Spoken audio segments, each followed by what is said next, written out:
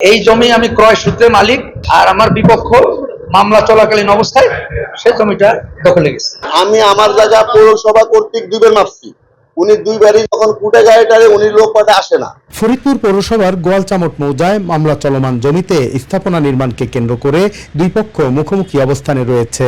রোববার উভয় পক্ষ পাল্টাপাল্টি সাংবাদিক সম্মেলন করে প্রতিবাদ জানিয়েছেন। দুপুরে ব্যবসায়ী মোহাম্মদ মিজানুর রহমান চৌধুরীর পক্ষ থেকে ফরিদপুর প্রেস ক্লাবে সাংবাদিক সম্মেলন করে তার ক্রয়কৃত জমি দখলে নেয়ার অভিযোগ তোলেন প্রতিপক্ষ আলী আকবর গংদের বিরুদ্ধে। তিনি দাবি করেন পেশি শক্তির বলে তার ক্রয়কৃত সম্পত্তি জবরদখল করতে মরিয়া প্রতিপক্ষ। তিনি জানান গোয়ালচামট মৌজার 1201 এবং 1203 দাগের মোট 24% জমি নিয়ে আদালতে মামলা চলমান থাকলেও প্রতিপক্ষ তা না মেনে ওই জায়গা জবরদখলে নেয়ার চেষ্টা করছেন। এই জমি আমি ক্রয় সূত্রে মালিক হয়ে আমি মিউচুয়াল সেপারেশন করে হালসন পর্যন্ত খাজনা দিয়ে ভোগ দখলে আসছি, আর আমার বিপক্ষ মামলা চলাকালীন অবস্থায় সে জমিটা দখলে গেছে। সে একটা ঘর উঠাইতেছে আন্ডার ওই টিনের একটা আর খুঁটি দিয়ে একটা টিনের ঘর উঠাইতেছে।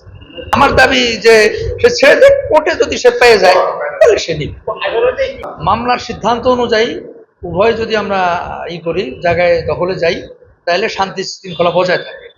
এদিকে মোহাম্মদ আলী আকবর এ অভিযোগ অস্বীকার করে পাল্টা সাংবাদিক সম্মেলনে দাবি করেন মোহাম্মদ মিজানুর রহমান চৌধুরী অহেতুক ঝামেলা করছেন।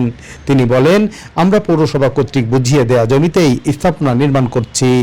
মিজানুর রহমান চৌধুরী কোনো কারণ ছাড়াই বাধা দেওয়ার চেষ্টা করছেন বলেও দাবি করেন তিনি।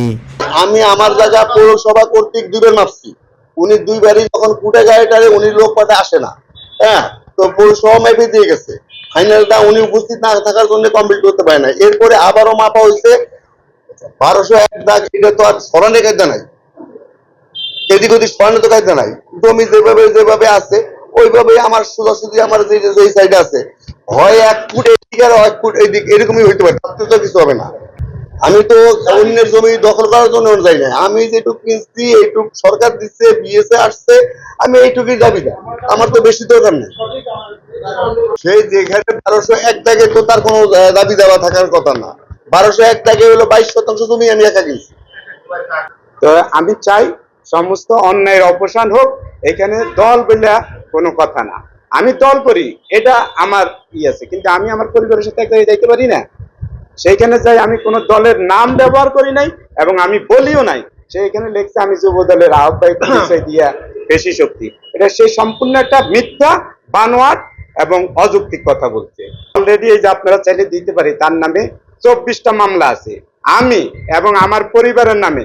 আপনারা ফরিদপুর শহরে খোঁজ খবর নিয়ে দেখবেন, কোথাও যদি কেউ কোনোদিন বলতে পারে এই পরিবার কারোর সাথে কোনো অন্যায় করছে, জমি দখল করছে, 2 টাকা চাঁদাবাজি করছে বা কোনো অপকর্ম করছে, সেদিন থেকে আপনারা যে রায় দিবেন সেই রায় আমি মেনে নেব।